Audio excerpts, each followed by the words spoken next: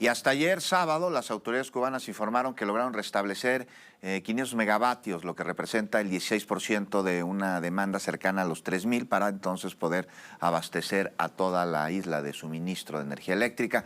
Ayer por la noche, fíjese usted, se registró un retroceso en los trabajos de recuperación, por lo que la mitad occidental de Cuba, en donde se encuentra La Habana, la capital, volvió a quedarse sin corriente eléctrica. Así lo anunció la Unión Eléctrica. Señaló que el proceso de restablecimiento del sistema eléctrico continúa siendo complejo. Alrededor de las 10 de la noche con 15 minutos ocurrió otra desconexión del subsistema de Occidente y bueno, siguen los trabajos para la recuperación. Así lo dio a conocer en redes sociales el Ministerio de Energía y Minas de la isla de Cuba. Y sobre esta crisis que se vive en Cuba por electricidad, voy a conversar con Daniela Pacheco, la latinoamericanista, a quien le agradezco muchísimo, como siempre, que nos acompañe. Daniela, ¿cómo estás? Qué gusto saludarte.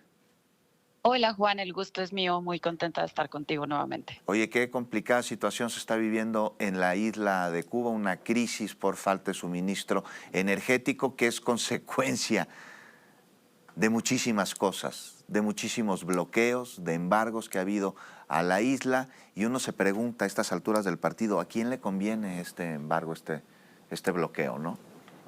Pues justamente has puesto el punto donde es, porque a la mayoría de los medios de comunicación, especialmente y por razones obvias, a los gringos se les olvida mencionar que esa tensión, esa crisis en la red eléctrica cubana es provocada precisamente por el bloqueo impuesto desde los Estados Unidos, ¿no? Tampoco hablan del impacto que tienen las importaciones de petróleo, de combustible que atraviesa la isla, por estar nuevamente incluido en la lista de estos países supuestamente patrocinadores del terrorismo, ¿no? Además, bueno, recordemos que vuelve a esta lista en el 2019 con Donald Trump, después de que había salido unos años con Obama, ¿no? Además, por supuesto, de las más de 240 sanciones económicas que ha impuesto, que impuso y recrudeció Trump y que además han sido mantenidas por Biden en este periodo. Ahora, las sanciones contra Cuba no son simplemente una restricción a las relaciones comerciales, como nos quieren hacer ver, ¿no? El gobierno de Estados Unidos lo que busca es generar hambre, desesperación, malestar, conflicto social en el pueblo para empujar un posible cambio de gobierno, ¿no? En este momento, como bien lo decías, las y los trabajadores están luchando por restablecer la electricidad.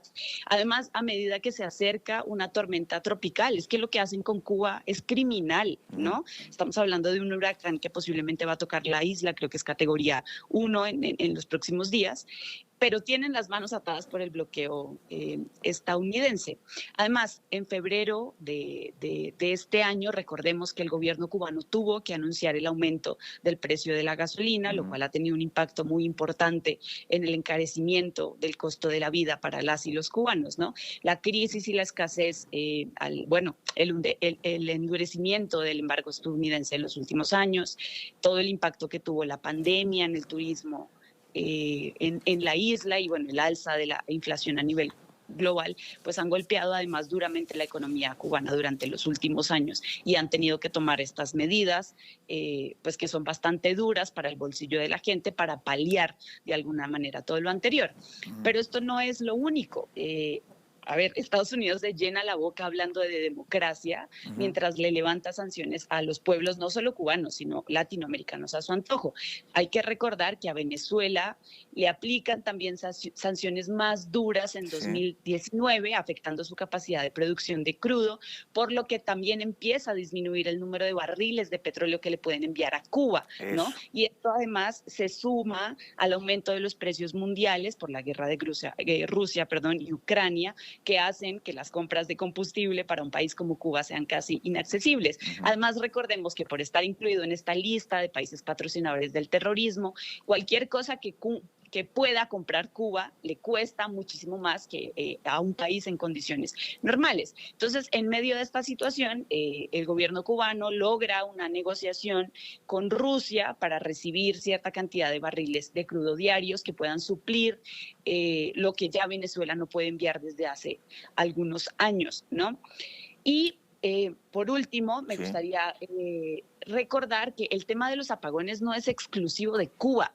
Si bien, por supuesto, que es una situación muy dura la que está atravesando la isla en este momento, porque nadie habla de los apagones en Brasil, porque nadie habla de los apagones en Argentina, de Ecuador. Hoy Ecuador, hace varias semanas, mantiene apagones de hasta 14 horas al día, ¿no? Hoy que Ecuador es el país consentido de los Estados Unidos en América Latina, bueno, si a eso le podemos llamar consentimiento, atraviesa apagones de este tipo. Nadie lo dice en la prensa, ¿no? Estamos hablando de que América Latina es una región bastante vulnerable a las situaciones climáticas, ¿no? Y ha existido un aumento bastante grande. Hay agencias que hablan hasta del 70% del consumo de energía en nuestros países. Sí. Entonces, esto que estamos viendo en Cuba es posible que lo veamos en otros países. Y no tiene nada que ver con que tengan un régimen socialista.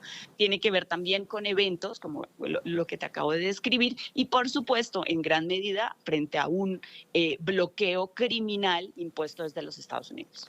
Pues, Daniela Pacheco, es muy complicada la situación que está viviendo la isla de Cuba.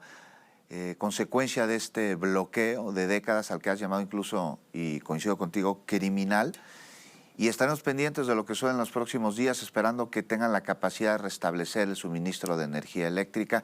Y te mando, Daniela Pacheco, latinoamericanista, un abrazo, muy agradecido que nos hayas acompañado. No, gracias a ti, Juan, por tocar estos temas que otros medios de comunicación a veces no los revisan a profundidad. No, y gracias a ti por darnos a conocer. Muchas gracias, Daniela. Estamos en comunicación.